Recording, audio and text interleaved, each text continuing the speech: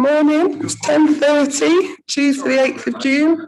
Welcome to the Environment Overview and Scrutiny Committee. Welcome back to the Chamber. It's very nice to see everyone in person.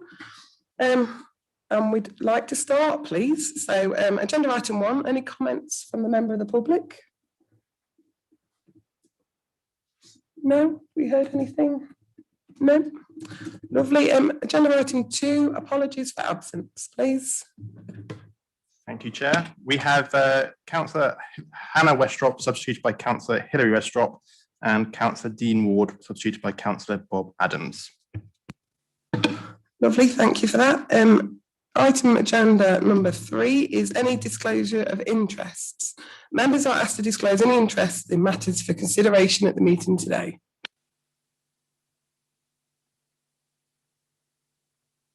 No, lovely. Agenda item 4, action notes minutes from the meeting held on the 26th of January 2021. So are there any comments, or are we happy to accept these as they are?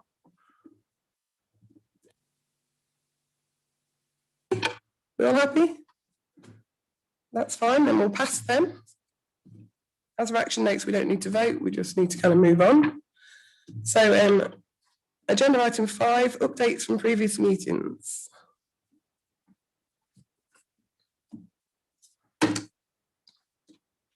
So we all read and received these, and are there any comments that we need to be making on these?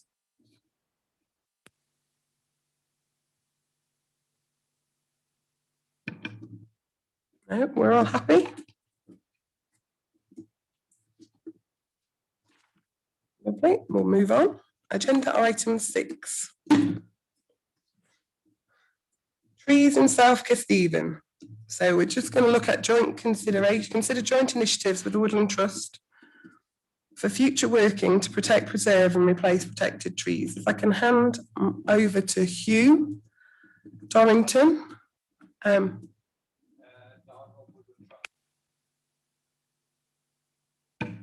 so sorry. We'll go with you. Would you like to start?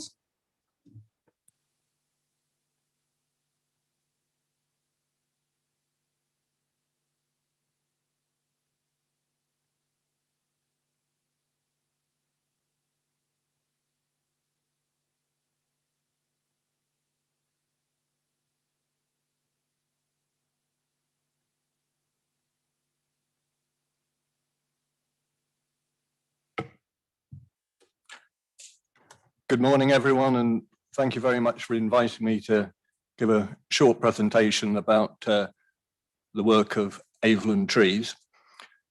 Aveland Trees is based in the village of Dunsby in South Lincolnshire, which I'm sure most of you are aware of, halfway between Bourne and Folkingham.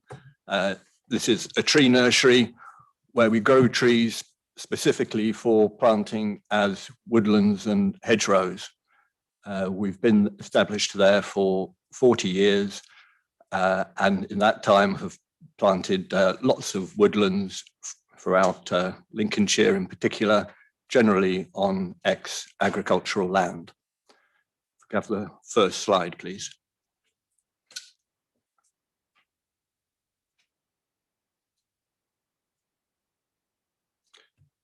This is an aerial view of Rippingale, which is the next village to Dunsby. And this shows a typical village in Lincolnshire, which has historically been a very strongly agricultural county. And as you can see, there are arable fields extending right into the middle of the village. So that these are fields which are cropped every year, which come right up to people's back gardens. This makes for a bit of antagonism between the farmers and the residents, because from the residents' point of view, they have noisy agricultural machinery coming right up past their back gardens. There's potential problems of spray drift, and basically just outside their back gardens, it's a no-go zone for them. For the farmers, it's also rather unsatisfactory. These are small, irregularly shaped fields which are not suited for modern farm machinery.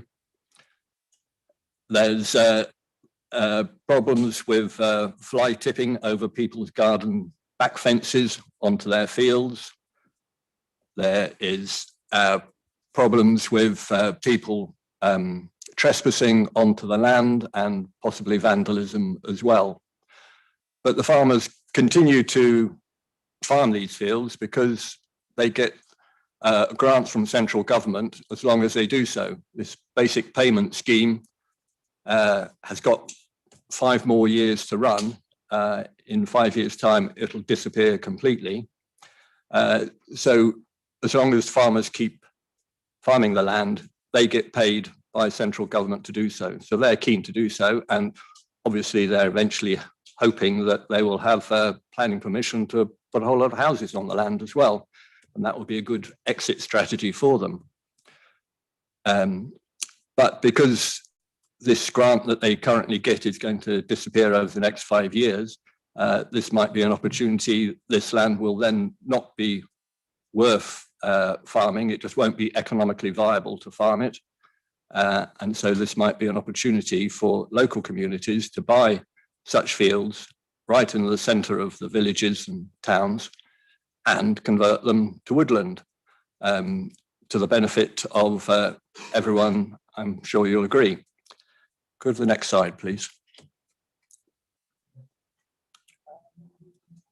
That's not the audio. No, sorry, go back to that one, but no audio. Okay, thank you. That's it, that's the one. No, that slide is not with, the audio should go with the next slide. Yes, but can we go back to the previous slide?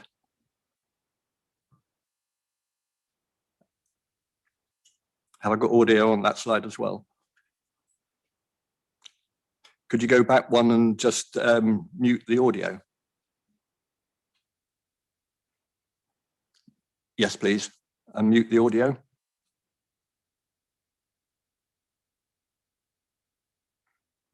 Okay, that seems fine.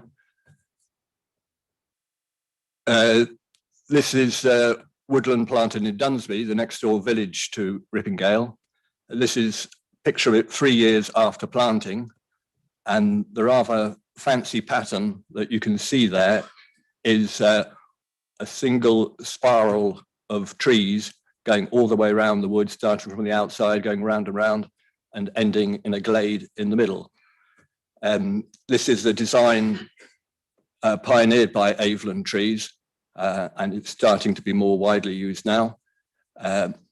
This makes it easy to manage because if you want to mow up the trees, you just start from the outside, keep going all the way around till you get to the middle, and then drive out again on the outside. If you're down on the ground, it appears that each tree is randomly planted because you can't see any lines at all. It also means that you get a few open spaces within the woodlands as the spirals get a bit, as the person who's marking out the spirals leaves gaps and cuts corners, that leaves open spaces in the woodland, which is also very useful for the future development of the woodland. The outer 2 rows planted with a mixture of native shrubs. These will provide a succession of flowering plants throughout the spring and into the summer. Later into the autumn, these will be full of berries, nuts and other fruits for wildlife to enjoy. The 2 rows of shrubs on the outside also shelter the woodland from winds. So the interior of the woodland is planted with taller trees such as oak, ash, beech, lime, etc. And these can grow up being sheltered by the shrubs on the outside. And we plant a mixture of trees inside and allow the trees themselves to sort out which are going to grow best on this particular site. Go to the next slide, please. And this is a short 2-minute video presentation which I did for the bird fair a couple of years ago, just to just to show this woodland, which is now 13 years old.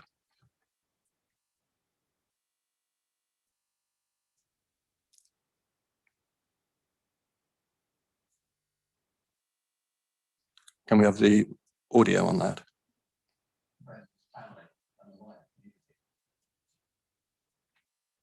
Somewhere to learn about wildlife around itself in nature. If you stood on this spot just 12 years ago, you'd be in the grass field surrounded by grazing dairy cows. Now, just 12 years later, this 3-acre woodland has 50 pairs of breeding birds of 17 different species. And in 2017, we even had a pair of turtle doves breeding. Avon Trees has 40 years of experience establishing woodlands based on sound ecological principles. We start by collecting seeds from local woods and hedgerows. Growing trees in our own tree nursery is like growing any other crop. We're at the mercy of the weather. But with good care, we can get trees up to planting size in just 1 or 2 years. Before planting a new woodland, we always arrange a site visit to work out which trees and shrubs are going to grow best on that site, taking into account the soils and the drainage. We will then design a planting plan that shows the rides, glades, and other open spaces that are an integral part of any new woodland planting. The secret of a good wood is to let nature make the decision. When we plant a wood, we mix all the species together and let nature decide which ones are going to thrive. That way, a natural woodland develops, a woodland that can adapt to different environmental conditions as they arise. All we have to do is sit back and watch them grow.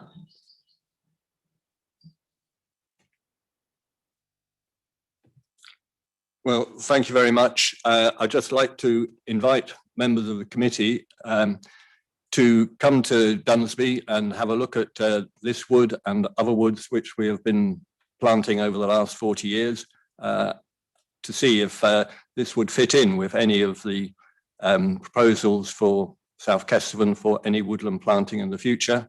And I'd be delighted to see any of you at Dunsby. Thank you very much.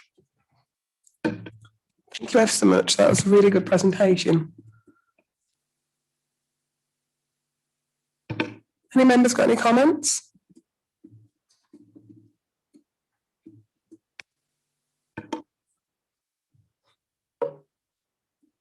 Do you have to plant a woodland? Sorry. Do you have to plant a woodland, or can you do a sort of a small number of trees in an area in a housing complex?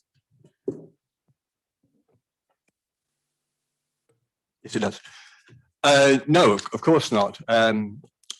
Woodlands are my speciality, but yes, a small number of trees, as I'm sure the Woodland Trust representative would be telling you, would makes a vital difference to any community, just having a small number of trees nearby.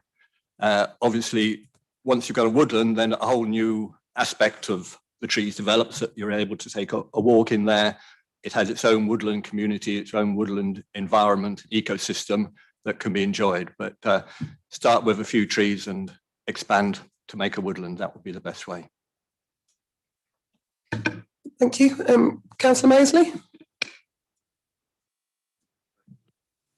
There we go. Yeah. Firstly, thank you, Hugh, for coming along and talking. I think what Hugh's presented here, and I'd like to know on that 3-acre site how many trees there are actually, because it's quite interesting in terms of its carbon benefits.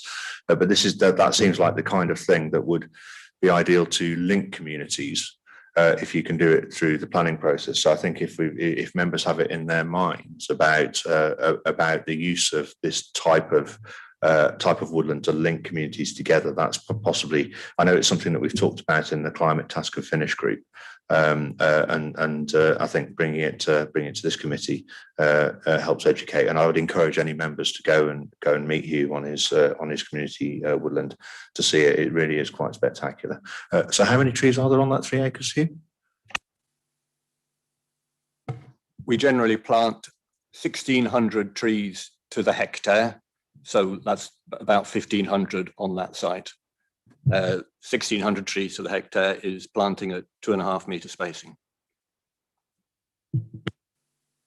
Thank you ever so much. Any other comments?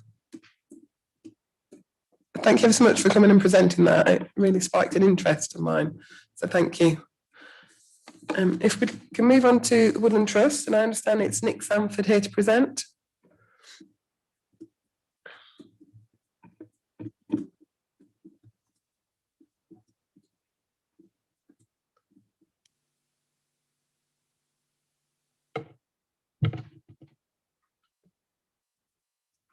Right, thank you very much for inviting me. The first thing you'll notice is I'm Nick Sanford. I'm Regional External Affairs Officer for Woodland Trust.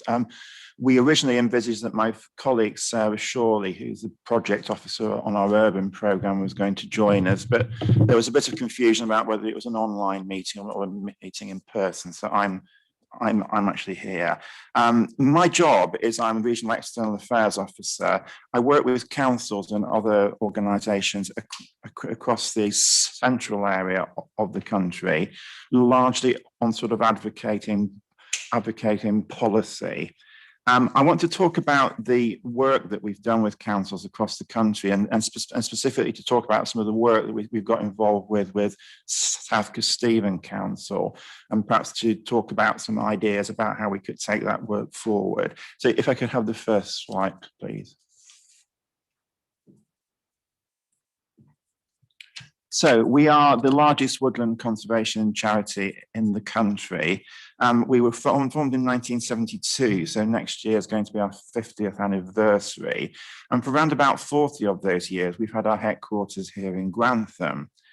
We started down in the southwest of the country just by buying one single piece of woodland that was under threat.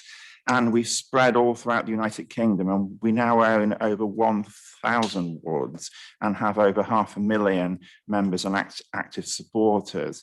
And the final bullet point on the slide summarises what the vision is that we have. We would like to see a UK that's rich in woods and trees.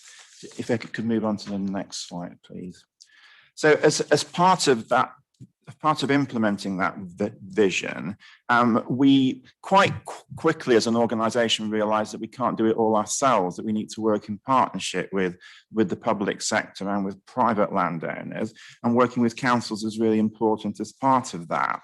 So we want to work with councils in a variety of ways. We want to help them to develop plans and policies that are favourable towards trees. We want to help them to protect the trees and woods that they currently have and to get more planted. And we've actually found one of the best ways of achieving that is to work in partnership with councils and with local people. And the work that we've been doing in Sheffield was really the thing that sparked off our urban programme. And you may have heard that a few years ago there was a big controversy up in Sheffield because over 5,000 healthy and sort of healthy mature trees were taken out, and there was a large outcry over that. So we've spent the last 4.5 years or so working with Sheffield Council, working with the local people, and we've now developed with them a Sheffield street tree strategy, which forms a part of a much wider trees and woodland strategy that they have. So we've transformed the really awful situation in Sheffield into something that's much more positive. If we could move on to the next slide, please. And one of the things that we've achieved in Sheffield is we've worked with the council and we've worked with local people to get them to realise what the benefits of retaining trees are. Now, you can't read some of the small print on this slide. It's produced by an organisation called Treeconomics, and it shows some of the wide range of benefits that you get from trees. I'm sure you know quite a few of them. They produce oxygen, they provide habitats for a variety of animals and plants, but there's also things that aren't so well known. If you have trees in a street, then the house prices are actually significantly higher. So if we could move on to the next slide, please. So just moving now on to how we've been working with South Kesteven Council. We think it's quite important that Woodland Trust works with South Kesteven Council because our headquarters are here in Grantham. Quite a large percentage of our employees reside in Grantham. I think we're either the largest local employer or the second largest local employer. So we've worked with the council on a number of things, and we started off having conversations about our tree charter. And the tree charter was set up in 2017. It sets out 10 principles about the importance of trees. And we were really pleased that South Kesteven Council has adopted a document called the Local Government Tree Charter, which actually endorses the 10 key principles. So we sort of, we continued on the conversation, and I think a couple of years ago, South Kesteven Council developed a tree management policy. We don't think it's perfect, we think it could be improved, but it was a really good move forward to implementing the things that you signed up to in the tree charter. And we'd like to continue to have a conversation with you to try and develop that into a much wider trees and woodland strategy. I'll talk a bit later on about the greening of Grantham, but you've probably heard about the Grantham oak. That's a large, I think it's about a 300-year-old oak tree. Someone once said it's probably the oldest living organism in Grantham. And, we worked with the council over a considerable period to try and combat some of the threats to that tree, because it was surrounded by car parking and there were cars, compacting its roots and that sort of thing. But we've now found a way forward to protect it. We've been engaging with the council and with housing developers over a number of housing developments which are happening on the edge of Grantham. One of those is the Spittlegate Heath Garden Village, and we've been pushing the idea there that there should be at least 30% tree canopy cover as part of that development.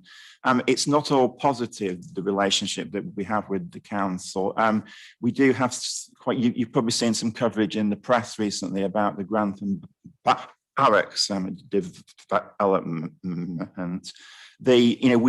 We absolutely aren't opposed to there being a housing development. But one of the things that we're really concerned about is that back in 2012, as part of the Queen's Diamond Jubilee, we did a significant amount of planting on that site.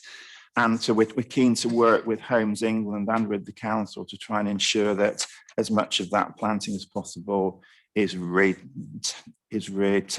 If we could move on to the next slide, please. So I just wanted to talk about some wider concerns, and what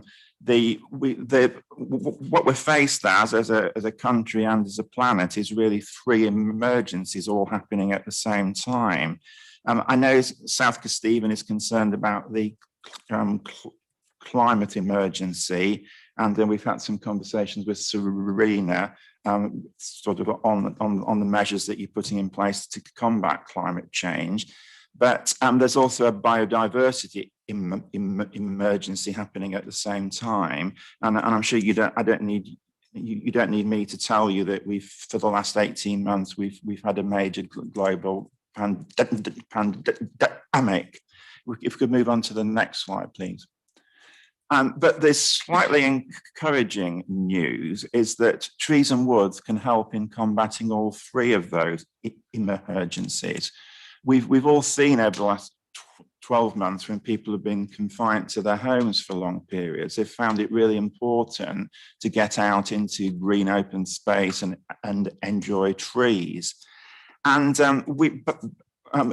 going back to the beginning of 2020, we produced a document which is then that you can't see it, it's obscured by the image in the top right hand corner of the screen. I've got one here, it's called our emergency tree plan, and that basically sets out some of our thinking about how trees and woods can help to combat both the climate emergency and the biodiversity emergency. Now, the emergency tree plan sets out a few key points. And one of the things, we actually began to have conversations with local authorities about how we could take forward some of the points in the emergency tree plan. And the message that came back to us quite frequently was, well, yes, we think, planting trees is really important, but, quite a lot of councils are faced by significant financial pressures. And so and at the same time as that was happening, we were getting corporate partners of the Woodland Trust coming to us and saying, we would really like to give you some money to put towards tree planting. So we thought, why don't we bring those two things together? So we created a thing called the Emergency Tree Fund.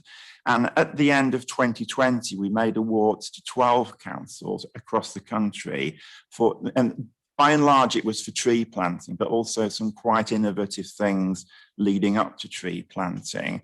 And one of the key things that we like to promote with councils is we like to develop positive policies towards trees and woods, which can then lead on to getting trees into the ground. We can move on to the next slide, please. So just very briefly, I just wanted to talk about a case study. The things that we've done with Wolverhampton Council. Now, we initially had a conversation with, I initially bumped into one of the cabinet members at Wolverhampton Council, and I arranged to go and talk to their climate working group. And we got talking to them about the tree charter, and we worked with them over a period of time to develop some of the key principles in the tree charter into a comprehensive trees and woodlands strategy. There were a number of recommendations in that strategy about how to get trees into the ground, and they were particularly keen because Wolverhampton's quite a sort of urban area with lots of areas of high social deprivation. So they put a bid into the Emergency Tree Fund for carrying out woodland planting in like urban parks, and that was a successful proposal. And we're now continuing that. But Wolverhampton is part of a wider area of the West Midlands called the Black Country, and we've been working with the Black Country Local Enterprise Partnership to try and identify other areas that may be suitable for tree planting. So if we could move on to the final slide, please. So just really wanted to touch on some possible future opportunities for working with South Stephen. I mentioned earlier, you've got a tree management policy, but we're really keen to work with you to widen that out into a more comprehensive trees and woodlands strategy. What I mean by that is a trees and woodlands strategy that doesn't just talk about management of the council's own trees, but looks at trees and woods in private ownership as well, if we could just, thank you. And we'd also like to work with you to identify some areas that may be suitable for tree planting. We'd like to talk to you about Tree Charter Day. I mentioned the Tree Charter. As part of the Tree Charter, the final Saturday in November is designated each year as Tree Charter Day. I think about 2 years ago, I remember Councillor Ashley Baxter was there and Councillor Mosley was there. We did some small scale tree planting. So that's something that we could look to take forward in the future. We're developing the Emergency Tree Fund, and we're shortly going to be asking for further proposals for that. So we'd be interested to talk to you about that. And I mentioned earlier the Greening of Grantham. We've had a number of conversations with your council leader, Callum, and he's really keen, that we should try and get some more trees and woods into Grantham. And we understand you've recently been successful in getting some funding under the Future High Streets Fund. So that possibly could be a possibility for using some of that money for getting some more trees planted. So just move on to the final slide, and that's got my contact details. I appreciate I've given you quite a lot of information. You've obviously got that information in your pack. So if you want to ask me any questions now, I will try to answer them, or those are our contact details if you have any further questions in the future. Thank you very much. Thank you ever so much for that presentation. Any members got any questions? Councillor Adams? Yes, thank you, Madam Chairman. Can I kind of first of all start with 3 thank yous? Thank you for the very informative presentation that we've received. It is informative.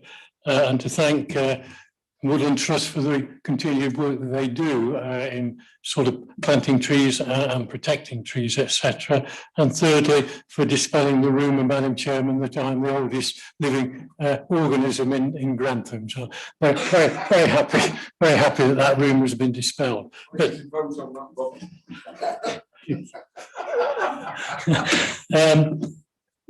not wishing to sort of introduce a controversial note, I think in the talks that Woodland Trust are having going forward with South Quay, that we can't ignore the ancient woodland aspect of the work that they do, and perhaps pleading for support from Woodland Trust and more positive support when we get planning applications coming forward, where ancient woodlands are as we see it, put at risk in one form or another. There is a great deal of work, I think, that can be beneficial both to Woodland Trust and to SKDC. And I don't know whether it is Nick's province, probably not. And if not, I wouldn't expect him to try and answer it. But I do think we need to be mindful going forward of working with the Woodland Trust to protect the ancient woodlands. Thank you, Madam Chairman. Thank you. I'd very much like to respond to that really briefly. I didn't include that aspect in the presentation because there's such a wide range of work that we are involved in. We have a team that are based in Grantham that are called our Under Threat team, and there's probably about half a dozen of them. And what their job is primarily is where we become aware of a planning application that threatens either a piece of ancient woodland or alternatively ancient trees, we would normally seek to contest that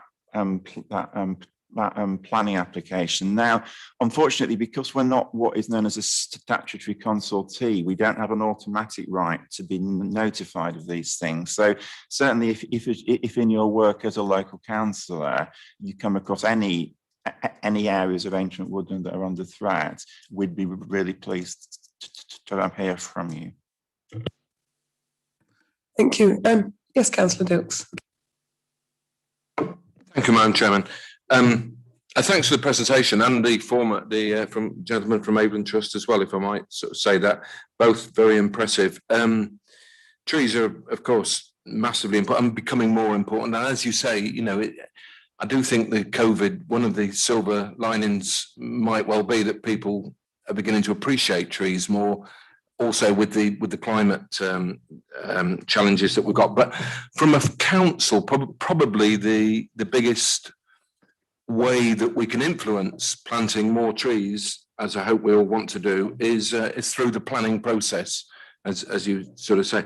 Now, I was really interested in what you said about Sheffield, and you know, I think we all heard about the controversy 4 or 5 years ago, and I thought you were going to say that you were kind of in charge of chopping them down. And I was going to say, oh, I've got it all wrong here. But that's interesting because we've recently, under Bob's chairmanship of the planning committee, adopted a new design code, and part of that is where there are major applications where there are to help give a sense of place, we are promoting, you know, tree-lined streets. Now that's quite sort of not easy to do, but it just kind of strikes me that in 20, 30 years' time, there's going to be quite a challenge in managing those really and making sure that they stay and, you know, that people don't just sort of chop them down if they're in the way or whatever.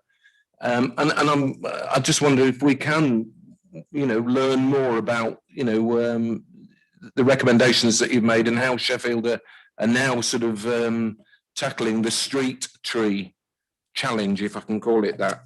I'll shut up. I did like what you particularly said, though, about the large developments having that you're promoting or trying to promote 30% tree canopy. I don't think we have a percentage in our design code that we'd like to. I mean, I have to say we have got some very good officers who, who whenever we look at these plans, they do say, what about the trees or the landscaping? We do look at that, but perhaps we need to look at it a bit more.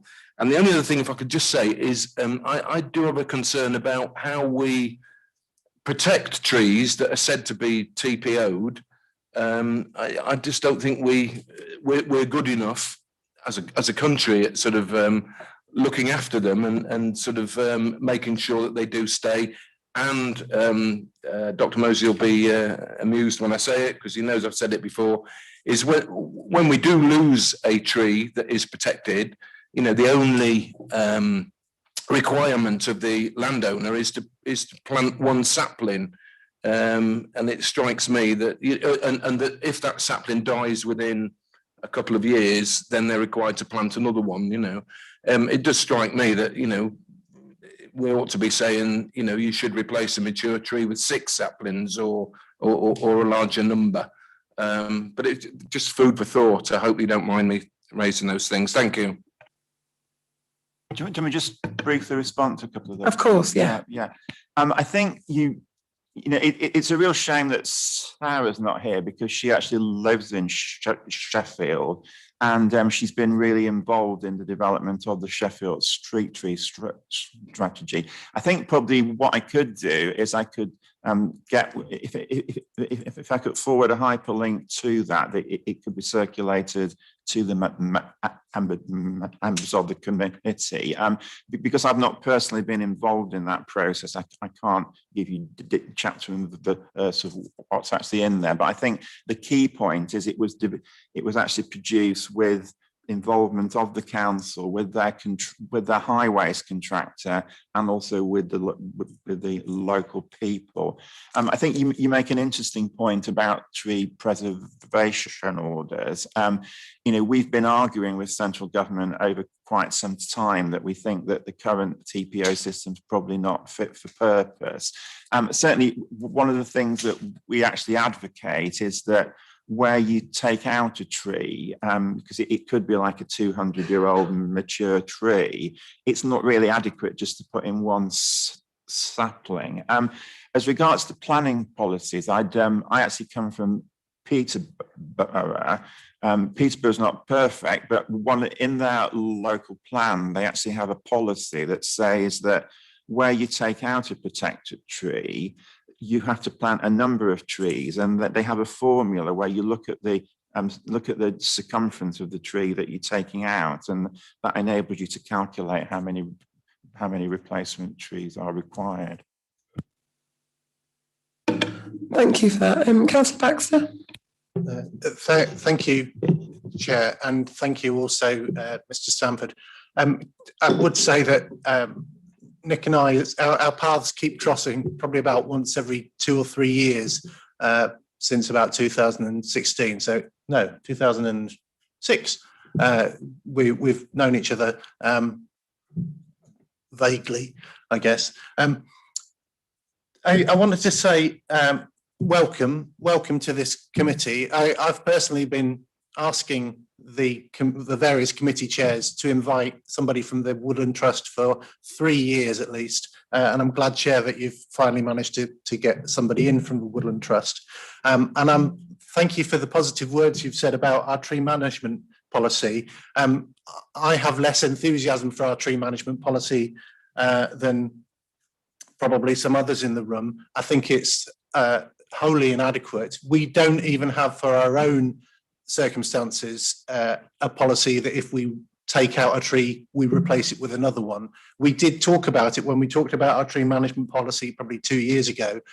We talked about whether or not we should have a 1-for-1 replacement strategy or a 6-for-1 replacement strategy. But at the time, there was lots of scratching of chins, and complaints about the lack of budget and so on. And so we've got press releases and we've got photo opportunities of councillors, including myself and Councillor Dilson, Councillor Mosley, planting trees from time to time, but it's wholly inadequate. When we're talking about the Grantham, the Prince William of Gloucester Barracks and the trees that are under threat there, we're talking about thousands of trees, not 2 or 3 trees on a park, thousands of trees that we're losing. We really need to start thinking about how to keep up with the number of trees we've got at the moment at scale.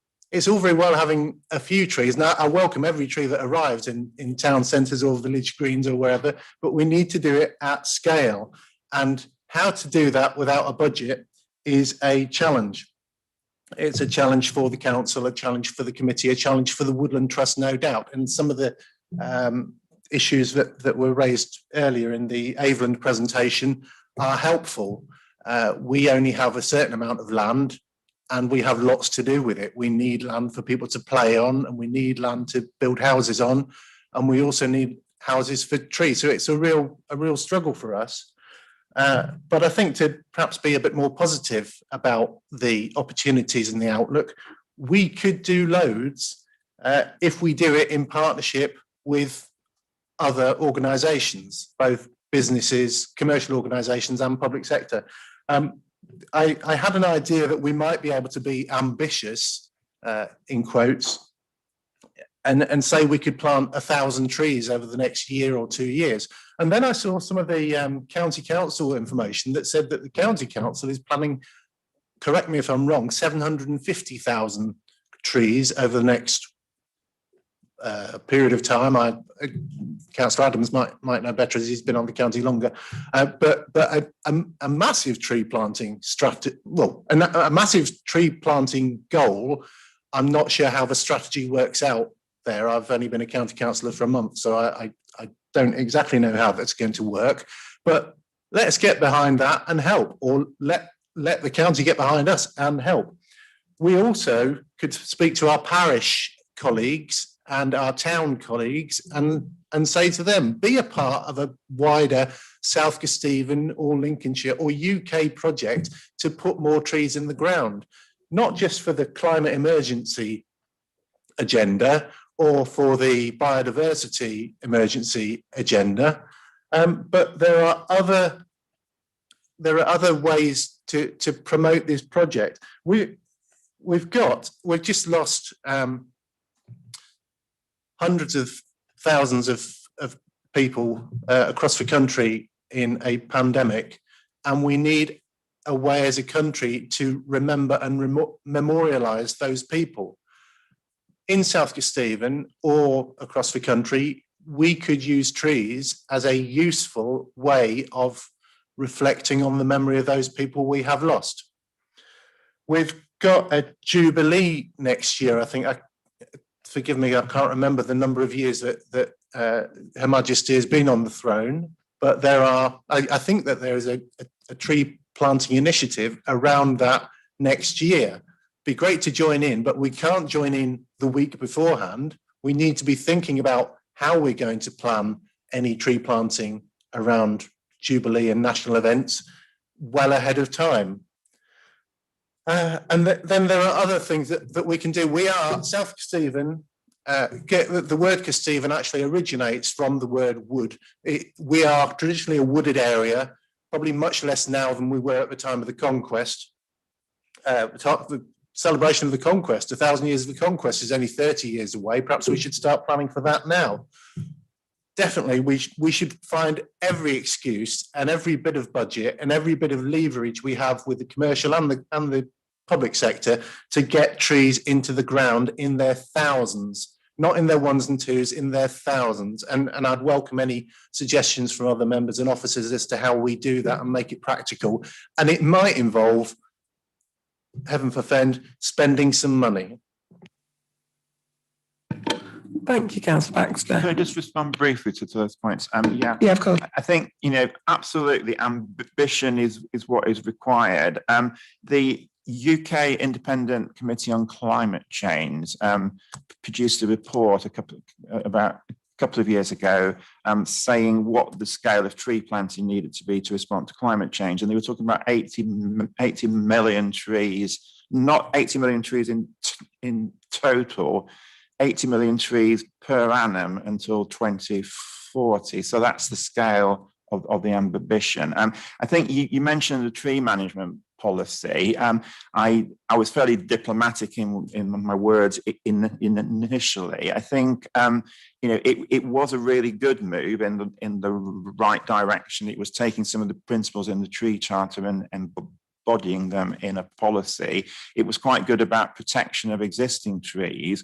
Where we criticised it was that it wasn't really sufficiently ambitious. I think it had a phrase in there saying, that if a tree is removed, it will be replaced if it's feasible. Well, we think, as you say, you need to not just replacing existing trees, you need to be doing a significant amount of tree planting.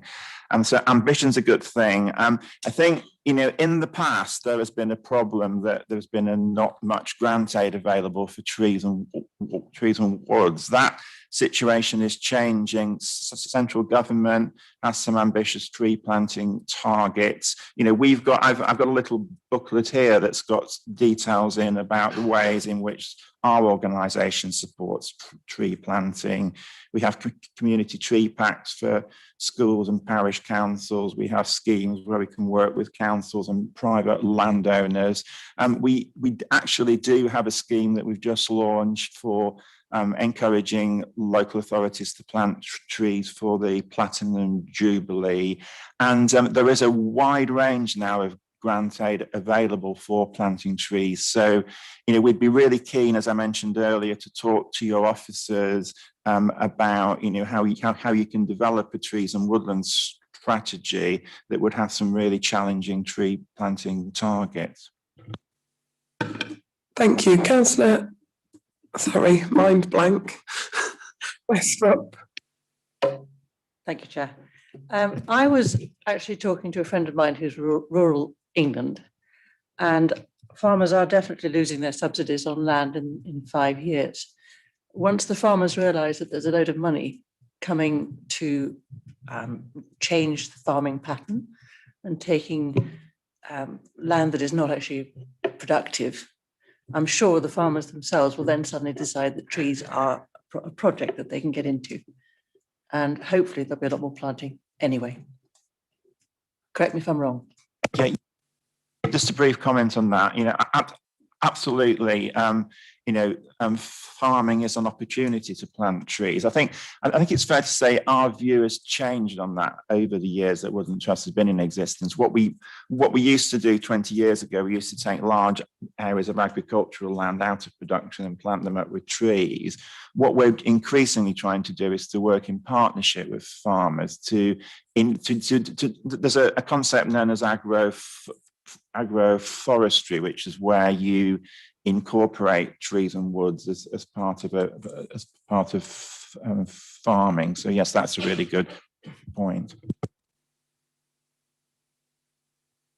Thank you for that. Can I just say, as a member as well, thank you ever so much. That's been such a good presentation.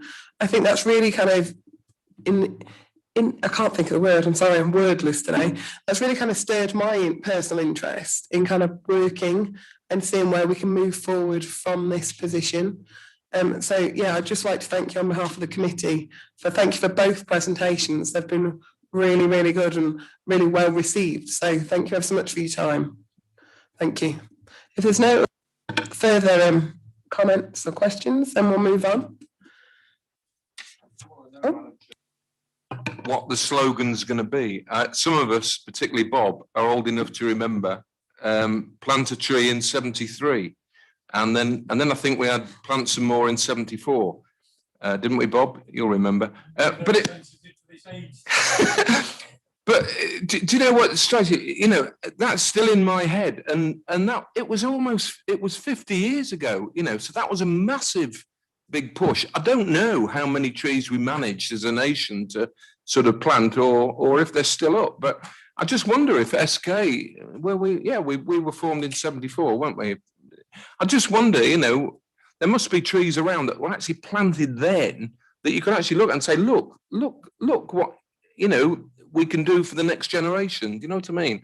So, I agree with you, Madam Chairman. It was two great presentations, but the challenge is what we do about it, and we need to get on and do something. Thank you. Councillor Baxter? Yeah, thank you. When you said move on, are you talking about moving on to the next item on the agenda? I was, yes. Oh, right. Well, in that case, before we do, we need to say great presentations, but what does it mean to us? The agenda says to consider joint initiatives with Woodland Trust for future working. Great.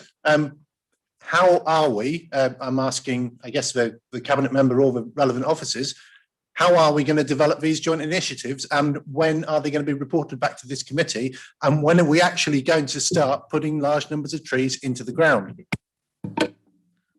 Peter, Gary? Well, we can start. I mean, Nick Sanford mentioned a number of things with regards to partnership working with which they've been doing with Sheffield and Wolverhampton. So we can continue the dialogue with them and see how that can progress into something more tangible.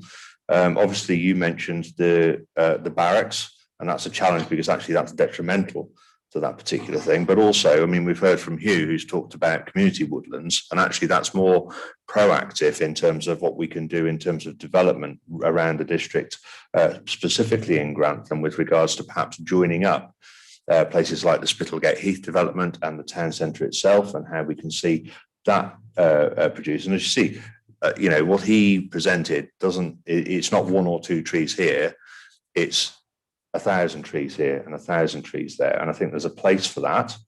There's also a place for the odd one or two as well. I think it's probably important to point out that we don't do nothing. I mean, if you go to Queen Elizabeth Park, for example, you can go and see the 60 trees, the 60 silver birches, which are now thriving in Queen Elizabeth Park that were planted in the Queen's Diamond Jubilee.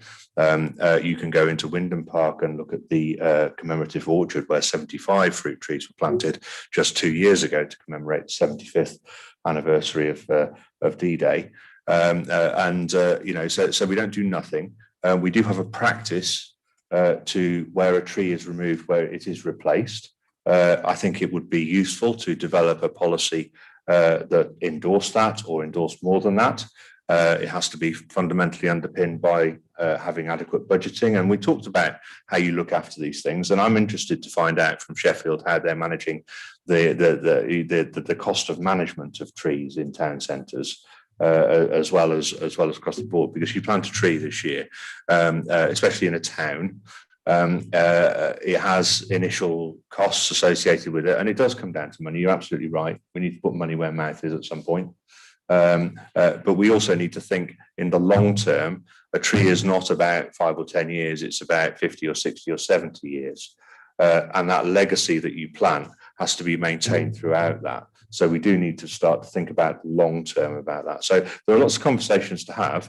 At the end of the day, I think what we can do is we can go back and we can sit down, Gary, with the Woodland Trust and flesh out some more of that information, and also sit down with you as well and talk about what these things cost to do properly in terms of joining up areas of towns and the like.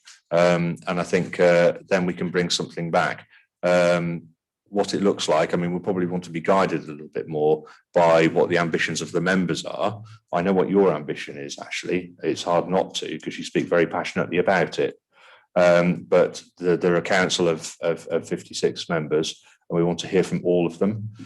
Some might have contravening views to yourself. They all need to be considered as well. But it would be interesting to hear what all of the councillors believe might be a best way forward to support that. I'm particularly keen, because I know that you rang me up a few months ago about engaging with the parishes, because I think that actually they have a lot of influence very rurally and very locally, and they can do a lot more very quickly and more agilely than perhaps the district and county can. I'll also mention that you talked about the county's 750,000 trees, I think it was. I think when you've got a big highways project, it's quite easy to plant hundreds of thousands of trees. If you go down and have a look at the A14 junction and the A14 expansion from Huntingdon, literally they have carpet bombed all of the embankments and a lot of the meterage surrounding that with hundreds of thousands of trees. And that's where you very quickly get those numbers, because there's one tree every 2 square meters down there, and there's hundreds of hectares along there. So I'd imagine that a lot of what the county council are planning are to do with things like planting around the Lincoln Southern bypass, or is it the southern or the eastern? It's the eastern, is it? Yeah, the eastern. There'll be a lot of planting, I would imagine, on the Grantham Southern Relief Road. They're excavating that much wider, and you can soon see how 100,000 trees can be popped down. It's about using the land carefully, isn't it? South Kesteven has a very, very small amount of land that it has available to do these kind of things. So it's very much about working with other people and then encouraging planners and developers to incorporate those ideas. And I think that's where we can make a real difference. Hopefully that answers something. Councillor Dilks. Thanks, Madam Chairman, for allowing me to come back. Thank you for what Peter just said there. I just think, though, that we should, as a committee, as an environment committee, given the climate change that we're all familiar with, that we should actually make at least some specific recommendations to the Cabinet from this committee.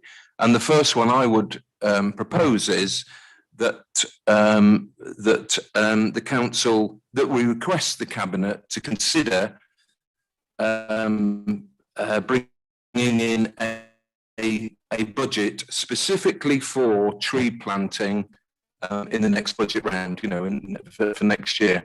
I'm not saying how much it should be. That is a debate.